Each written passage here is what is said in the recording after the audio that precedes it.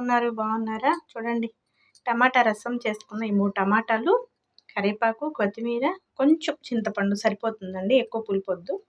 ఒక ఉల్లిపాయ అలా పెడతాను. ఇవి చక్కగా కట్ చేసుకొని మిక్సీలో మెత్తగా పట్టేసుకొని చేసేస్తానన్నమాట. అలా కలుపుతాను నేను. టమాటాలు కట్ చేసి మిక్సీలో పట్టేస్తాను. కొంచెం ఉప్పు, పసుపు వేసాను.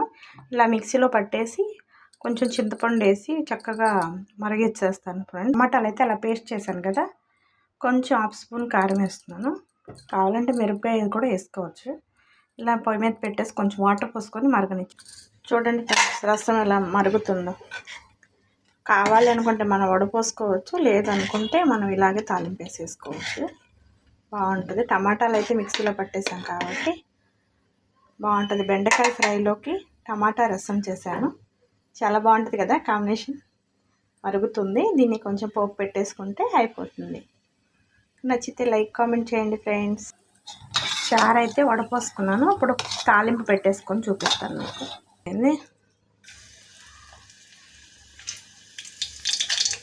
ఎండుమిర్చి,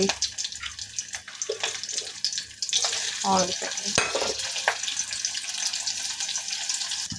కొంచెం ఒక హాఫ్ స్పూన్ అల్లం వెల్లిపాయ పేస్ట్ కూడా వేద్దాం. బాగుంటుంది స్మెల్ రసంలోకి. కొంచెం కరివేపాకు, జీలకర్ర.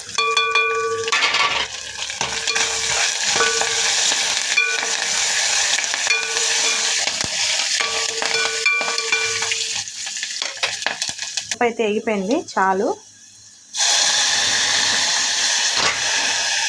వెంబటే మూత పెడితే స్మెల్ అనేది బాగా దానికి పట్టిద్ది. చూడండి ఫ్రెండ్స్, ఎమ్మి టమాటా రసం రెడీ అయిపోయింది. పోపు అయితే పెట్టేశాను.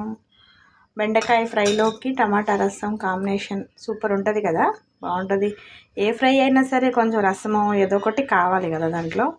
రసం కానీ, చింతపండు రసం కానీ, లేకపోతే టమాటా రసం కానీ, ఏదో ఒకటి, లేదా పెరుగు తాలింపు వేసుకోవటం కానీ, ఏదో ఒకటి ఉంటేనే మనకి కలుపుకోవటానికి బాగుంటుంది. నచ్చితే like comment subscribe friends. Okay bye. మళ్ళీ ఇంకో కొత్త వీడియోతో మళ్ళీ మీ ముందుకు వస్తాను. Bye friends.